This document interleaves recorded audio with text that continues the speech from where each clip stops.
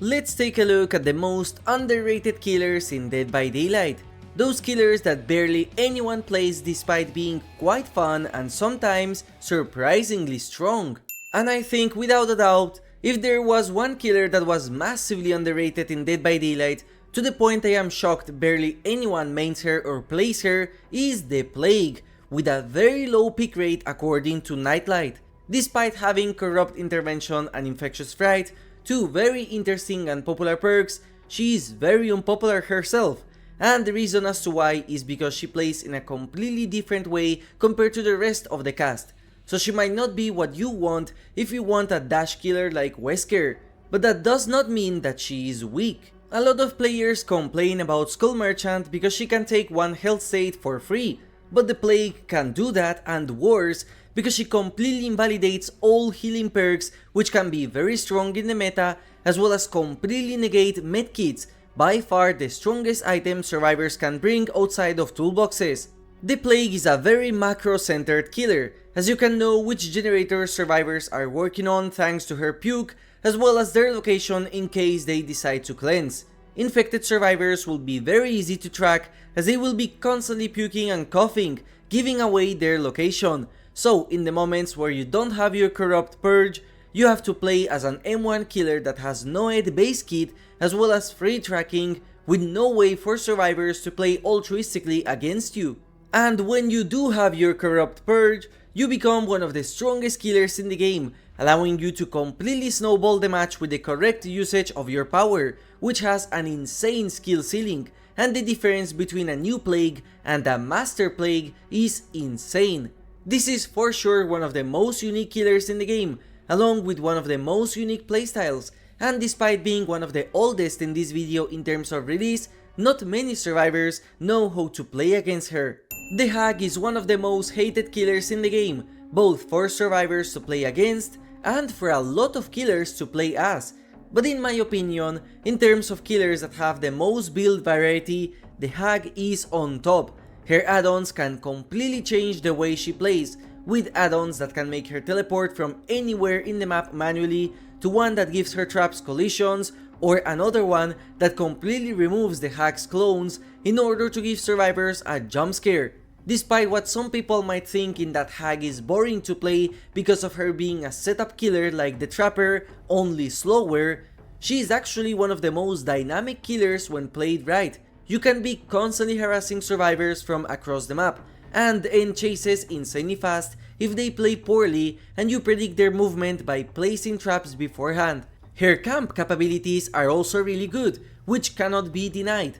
However, by far the biggest thing I see about Hag is that a lot of players think that she is one of the weakest killers in the game, and while this might be true against a very competent competitive team, those types of players could demolish any killer if they wanted to, including the A tiers. The truth is that the majority of the player base in solo queue is very bad, and even if they are in comms, they are not competitive and skilled enough to make your power useless. Which is the reason why the Hag has one of the highest kill rates in the game, currently being the second according to Nightlight. She is also the least played killer in the game, even below the twins, which makes her incredibly rare to see, and thus most players don't know how to counter her. I bet a lot of players don't even know that you can wipe the traps if you crouch and interact near them. If you're bored of teleport Hag, try Chase Hag with a build fully focused on chases. Personally, Chag is one of the most fun builds ever in Dead by Daylight, and survivors won't expect it most of the times, considering how rare Hag is in the first place. Now, in terms of absolutely underrated by the definition of the word, if I had to pick one killer, it has to be the twins. The amount of times I have seen people say that this killer is weak is crazy, and tells me that they do not know what they're talking about, because twins are insanely strong. Even if the Hag is older, I would still consider twins the rarest killer in the game simply because of how nobody plays her even after the quality of life changes. And once again, people don't play her not because she is weak or because she is unfun, although that's subjective. It's because she is buggy as hell. But if you ignore the bugs, she is very unique and strong to the point it's almost unfun how easy the game is. The vast majority of the player base simply doesn't know how to play against twins. The amount of times I have missed my attack only to have the survivor escape instead of kicking me is a lot. The twins also has a lot of build variety in my opinion. You can play them in a tryhard way and focus on a slugging and anti-heal build, or playing them with a stealth build which is surprisingly strong. Victor can defend totems if needed if you want to try a full hex build.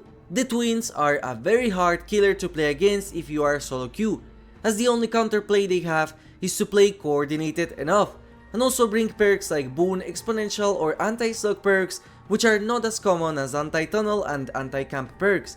I legitimately believe that the only reason people don't complain about them on how absurdly strong twins are in solo queue, as well as how busted Victor is individually in getting a free hit, is simply because they are very rare to see.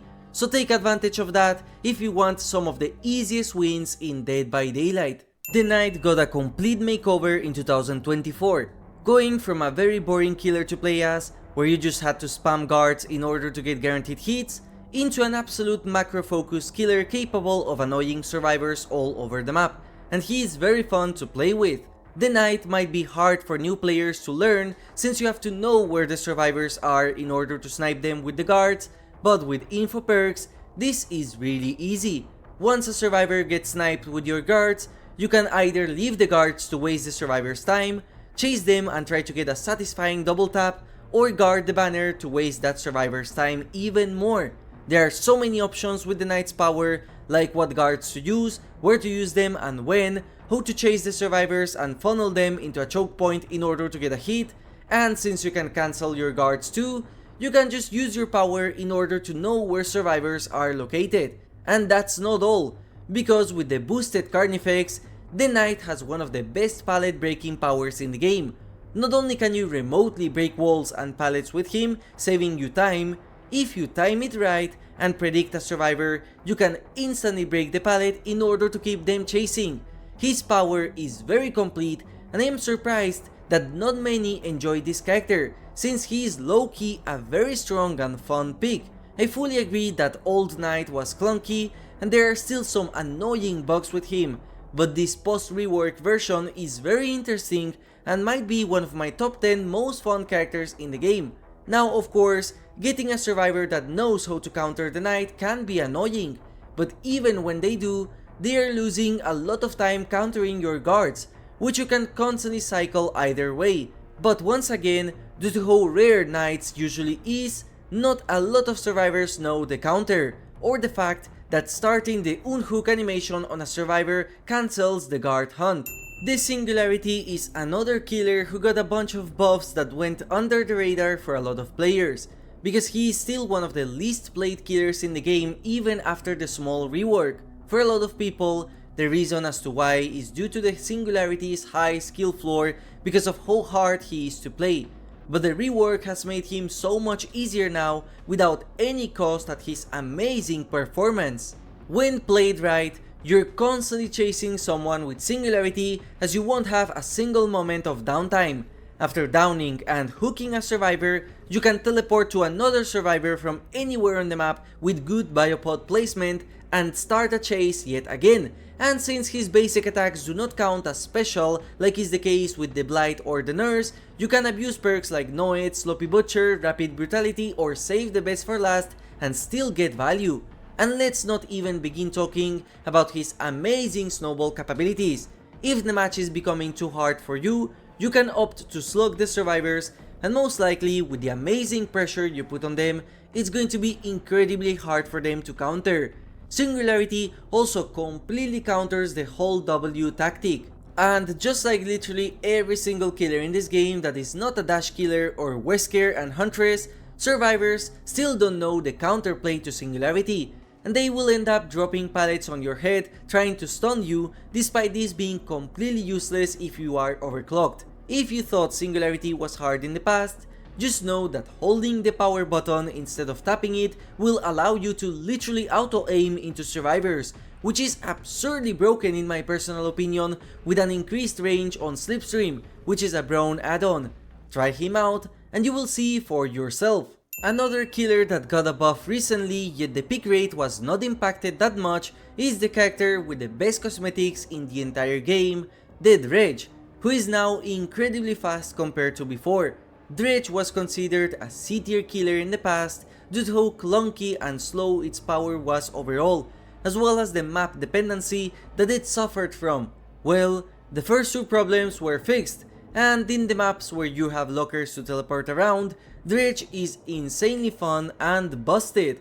In maps where there are not many lockers, you still have your Nightfall and your Remnant to outplay survivors and put them in 50-50s, and that's what is amazing at Dredge. When you don't know how to play it, Dredge might seem to be weak, but the moment you play around the map and use it to your advantage, the Remnants are so good at forcing survivors into lose-lose situations that it might even seem unfair. There are also many satisfying things in DBD, but nothing beats randomly teleporting into a locker only to catch a survivor locking it and getting a free hook state out of it, especially if it's in the early game. I fully agree that the Dredge can be annoying to play in certain maps, but they are not the only killer which has map problems, as Huntress or Hillbilly also suffer in certain maps, yet they are very popular. So even if Dredge is not an A tier character that can dominate every single match, it can for sure make solo queue as well as casual players suffer a lot. And before I end this video, I do want to quickly mention a killer that I found was very surprising to have such low stats despite so many players asking for its return, and that is the Demogorgon, who got a bunch of buffs recently to his portals that are very underrated as they make Demo feel significantly better than before. Unlike the other killers in this video, which can be complicated as they offer a very unique gameplay style compared to your classic killer, the Demogorgon is very basic, with an easy to understand and learn power. You dash yourself forwards and place portals to move around during the match. Yet, despite that and even despite the buffs, the Demogorgon is one of the least played and also one of the killers with the lowest kill rate in the entire game, currently the third worst according to Nightlight, and I do not get why. So I cannot say Demo is underrated because by my own logic, Demogorgon is overrated. Anyways, let me know if you main any of these very rare killers, and if you do, what tips do you have for them in case anyone wants to try them out. As always, thank you for watching and have a nice day.